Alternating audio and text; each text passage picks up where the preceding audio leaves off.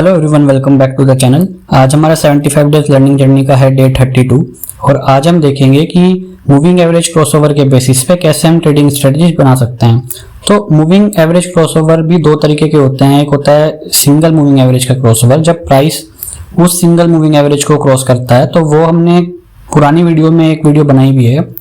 आज हम देखेंगे कि मल्टीपल मूविंग एवरेज के ऊपर कैसे क्रॉसओवर स्ट्रेटजी बनाई जा सकती है और उससे बाइंग और सेलिंग डिसीजंस ले सकते हैं। तो उसके लिए हमें दो मूविंग एवरेज चाहिए होंगे। आप या तो दो अलग अलग मूविंग एवरेज भी सिलेक्ट कर सकते हैं, वरना फिर आप मूविंग एवरेज रिबन का सहारा ले सकते हैं, जिसमें भी कि आपको मल्टीपल मूविंग एवरेज एक ही इंडिकेटर पे मिल जाता है। तो हम यहाँ पे मूविंग एवरेज रिबन को सेलेक्ट करेंगे।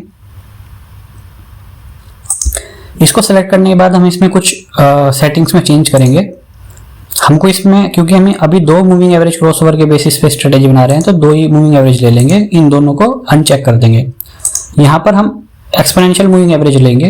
जो स्ट्रेटेजी अभी हम यहाँ पे डिस्कस कर रहे हैं उसमें एक्सपोनेंशियल मूविंग एवरेज के बेसिस के ऊपर है वो, और उसमें 9 पीरियड और 13 पीरियड का मूविंग एवरेज यूज होता है। आप इस स्ट्रेटेजी से एक आइडिया लगा सकते हैं और अपनी अलग रिसर्च करने के बाद में आप अलग लेंथ के मूविंग एवरेज और type of moving average like exponential की बजाय सिंपल मूविंग एवरेज भी आप यूज कर सकते हैं। तो हम दो अलग अलग कलर इसमें यूज कर देंगे जो थोड़ा विजिबल हो। लाइक हमने 9 को रेड कर दिया है, 13 पीरियड वाले मूविंग एवरेज को हमने ग्रीन कर दिया है। फिर हम इसको ओके कर देंगे। अब इसमें क्या होता है,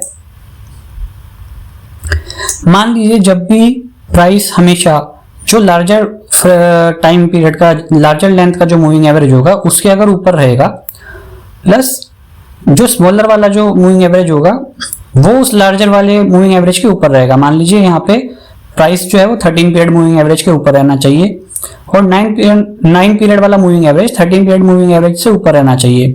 तो हम बाइंग साइड के ट्रेड्स ढूंढ सकते हैं। और जब कभी भी ऐसा होगा कि प्राइस 13 पीरियड मूविंग एवरेज के नीचे रहे और स्मॉलर लेंथ वाला मूविंग एवरेज भी लार्जर लेंथ वाले मूविंग एवरेज से नीचे की तरफ रहे, तो हम शॉर्ट साइड के ट्रेड वहां पे देख सकते हैं। जैसे अगर आप यहाँ पे एग्जांपल लेंगे तो यहाँ पे 9 period moving average 13 period moving average से नीचे है क्रॉसओवर करके, और प्राइस भी 13 पीरियड मूविंग एवरेज के नीचे चल रहा है। तो यहाँ पर हम सेल साइड के ट्रेड्स ढूंढ सकते हैं।